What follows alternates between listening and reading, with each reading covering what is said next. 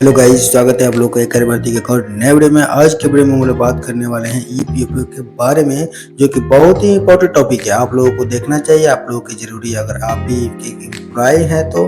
ठीक है, तो ईपीएस 95, ठीक है, बात करते हैं। भारत में कर्मचारियों के लिए सेवानिवृत्ति के बाद आर्थिक सुरक्षा सुनिश्चित करने के लिए कर्मचारी भविष्य निधि संगठन यानी ईपीएफओ और कर्मचारी पेंशन योजना 1995 में जो कि महत्वपूर्ण भूमिका निभाते हैं। और यह योजनाओं का मुख्य उद्देश्य कर्मचारी को रिटायरमेंट के बाद जो कि वित्तीय सहायता प्रदान करता है, ताकि उन्हें अपना जीवन यापन जो कि सम्मानजनक तरीके से चलाने में मदद मिल सके। हालांकि हाल ही में ईपीएस 95 के तहत न्यूनतम पेंशन राशि को बढ़ाने की मांग तेज हो गई है और इसके साथ वेतन सीमा में भी बदलाव की मांग की जा रही है। इस वीडियो में हम आप लोगों को ईपीएफ 95 के बारे में पूरी डिटेल से जानकारी देंगे।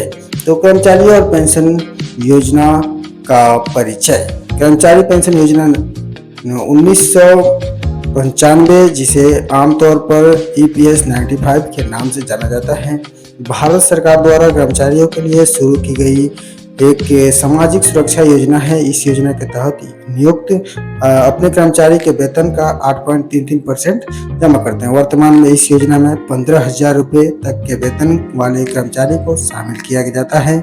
और ईपीएस 95 के अंतर्गत सेवानिवृत्ति कर्मचारी की न्यूनतम 1,000 रुपये की मासिक पेंशन प्रदान की जाती है। हालांकि बढ़ती महंगाई के कारण यह राशि अब अपर्याप्त मानी जा रही है और जिससे इसे बढ़ाने की मांग की जा रही है। न्यूनतम पेंशन में वृद्धि की मांग। ईपीएस 95 पेंशन भोगियों को मिलने वाली न्यूनतम 1,000 रुपये की पेंशन आज के समय में जीवन यापन के लिए बहुत कम है। इस वजह से पेंशनर्स को इस राशि को बढ़ाकर 7,500 रुपये करने की मांग की गई है। यह मांग महंगाई के बढ़ते दबाव और आवश्यकताओं को वस्तुओं की कीमतों को देखते हुए किया गया है।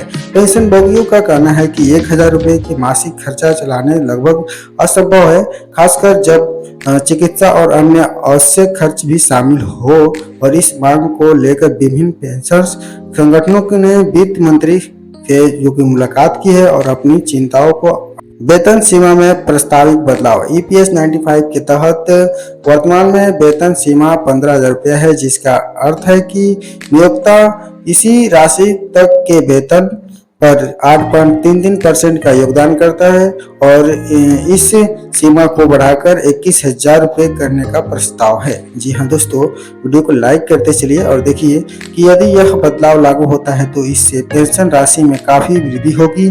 बढ़ी हुई पेंशन सीमा का मतलब होगा कि नियोक्ता अधिक राशि पर योगदान करेगा और जिससे कर्मचारी के पेंशन फंड में अधिक पैसा जमा होगा। यह बदलाव विशेष रूप से मध्यम वेतन वाले कर्मचारियों के लिए जो कि लाभकारी है और जिनका वेतन वर्तमान सीमा से अधिक है, लेकिन प्रस्तावित सीमा के अंदर यह आता है।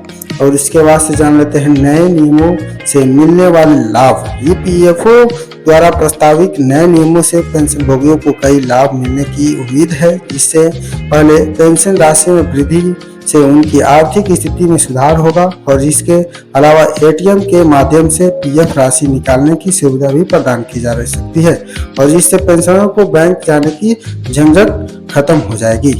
अन्य महत्वपूर्ण सुविधा यह होगी कि पेंशन भोगियों को अब किसी भी बैंक से अपनी पेंशन प्राप्त कर सकेंगे और कहीं भी प्राप्त कर सकते हैं, क्योंकि एटीएम सुविधा उपलब्ध हो जाएगा। ठीक है, तो उसके बाद से जबकि पहले उन्हें सिर्फ निर्दिष्ट बैंकों से ही पेंशन मिलती थी। साथ ही पेंशनरों द्वारा महंगाई भत्ता को पेंशन में शामिल करने की मांग पर भी विचार किया जा रहा है। पेंशन के लिए आवेदन प्रक्रिया। ईपीएस 95 के तहत पेंशन प्राप्त करने के लिए कर्मचारी को सेवानिवृत्ति के बाद आवेदन करना होता है। आवेदन ऑनलाइन या ऑफलाइन दोनों तरीकों से किया जा सकता है। ऑनलाइन आवेदन के लिए कर्मचारी ईपीएफओ की आधिकारिक वेबसाइट पर जाकर अपने जो कि universal account number UNA number के माध्यम से लॉगिन कर सकते हैं। वीडियो थोड़ा लंबा होगा लेकिन बहुत ही सही जानकारी आप लोगों को मिल रही है। वीडियो को लाइक करते चलिए, ठीक है। और आवश्यक फॉर्म भर सकते हैं और ऑफलाइन आवेदन के लिए इन्हें फॉर्म 10D भरकर अपने नजदीकी ईपीएफओ कार्यालय में जमा करना होगा और आवेदन के साथ आवश्यक दस्तावेज जैसे आधार कार्ड, बैंक खाता विवरण और पहचान प्रमाण पत्र की संलग्न करना होगा, यानी फोटोकॉपी। ठीक है। पेंशन भोगियों की चुनौतियां, यानी ईपीएस 95 के तहत पेंशन प्राप्त करने वाले लोगों को कई चुनौतियों का सामना भी करना पड़ता है।